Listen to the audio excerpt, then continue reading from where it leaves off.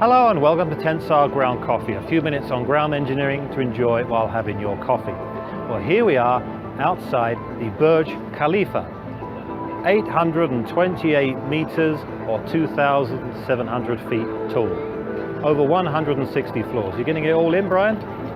That makes it the tallest building in the world. So that gives us an excuse to talk about the geotechnics of very tall buildings. What are the challenges to design the foundations of a really tall building such as this? Well, the obvious one that you think of is the load, very high loading from such a tall structure on that relatively small area on the base. And interestingly, the load on the foundation isn't actually in a linear relationship to the height. As a building gets very high, the structure that you need at the base to support the building above actually becomes much bigger. It needs to be stronger, so that the building is becoming heavier near the base as the building is also getting taller. So as you get into very tall buildings, the load on the foundation is getting very high indeed. So the foundation options for a tall buildings, well, it could be a raft for a fairly tall building, but for one such as this, it really has to be piles to get the stability.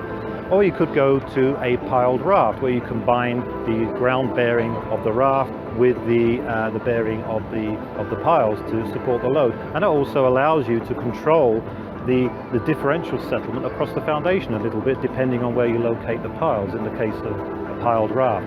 Now, when you do the analysis of the foundation, that needs to be quite advanced. You've got a lot of interactions to consider. If you analyze just a single pile and predicted the settlement due to the load on that single pile, that would be one approach. But if you multiply that up for a pile group, imagine you had 100 piles, all identical with the same load. Would the settlement on the pile in the center be the same as in the single pile analysis that you did? It most certainly would not. The settlement would be much higher in the group because of the group effect. That means that you're affecting a larger volume of the soil, getting compression of a greater volume of the soil, so you're getting much more settlement in the middle. You get this dishing effect. So it's very important in the settlement analysis to take into account the interactions between the pile and the soil, but also between the piles themselves and also the raft on top and the structure. So it needs quite advanced analysis.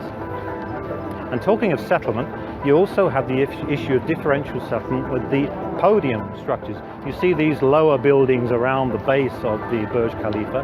The load from those is much less than from the load of the main building.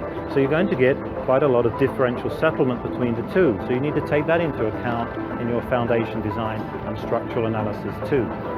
So what else do you need to consider in a tall building? Well, you get quite large lateral forces as well. Imagine the wind on that building on a windy day. So it would be quite large lateral forces on those piles, and also moment as the building would have a tendency to lean under very strong winds as well. And that would be a cyclic sort of load. So you could get degradation of the soil around the piles as well. And the last thing is seismic loading as well. Imagine an earthquake on a building the size of that. That would put in very large lateral forces as well.